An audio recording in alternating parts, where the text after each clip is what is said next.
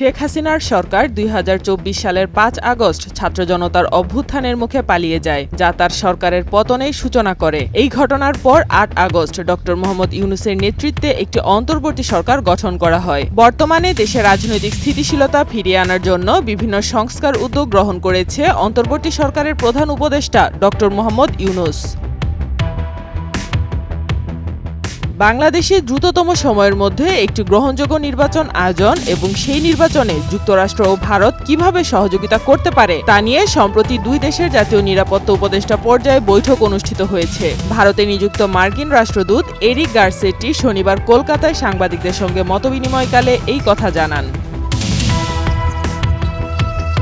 ৬ জানুয়ারি যুক্তরাষ্ট্রের জাতীয় নিরাপত্তা বিষয়ক উপদেষ্টা জ্যাক সুলিভান এবং ভারতের জাতীয় নিরাপত্তা বিষয়ক উপদেষ্টা অজিত দোভালের মধ্যে বৈঠক হয়, যেখানে বাংলাদেশের সম্ভাব্য নির্বাচনের বিষয়টি গুরুত্ব পায়। গারসেটি বলেন, আমি নিজে সেই বৈঠকে উপস্থিত ছিলাম, আলোচনায়ও অংশ নিয়েছি। বাংলাদেশ ইস্যুতে আমাদের আলোচনার মূল বিষয় ছিল নির্বাচন। বিএনপি নির্বাচনের প্রক্রিয়া নিয়ে গভীর উদ্বেগ প্রকাশ করেছে।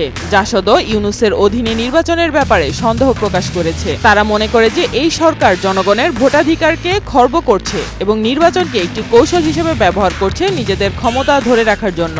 বিরোধী দলগুলোর এই মন্তব্যগুলো বাংলাদেশের রাজনৈতিক পরিস্থিতিতে উত্তেজনা সৃষ্টি করছে এবং আগামী নির্বাচনের গ্রহণযোগ্যতা নিয়ে প্রশ্ন তুলছে।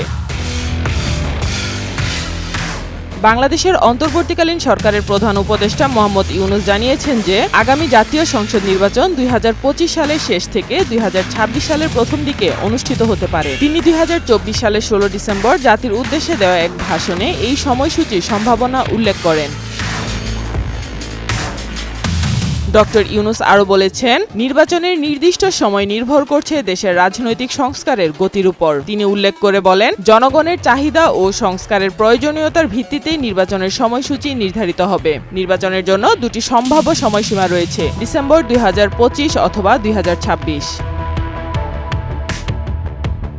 ডক্টর ইউনূসের মতে আওয়ামী লীগ একটি দুর্বল ও ব্যর্থ দলে পরিণত হতে পারে এবং তাদের ভবিষ্যৎ নির্বাচনে অংশগ্রহণের সুযোগ রাজনৈতিক দলগুলোর ঐকমত্যের উপর নির্ভর করবে। তিনি উল্লেখ করেন যে আওয়ামী লীগকে সাময়িকভাবে রাজনৈতিক কার্যক্রম থেকে দূরে সরিয়ে রাখা উচিত। তবে তিনি আরও বলেন, তার অন্তর্বর্তী সরকার রাজনৈতিক সরকারের মতো নয় এবং এটি আওয়ামী লীগের ভাগ্য নির্ধারণ করবে না।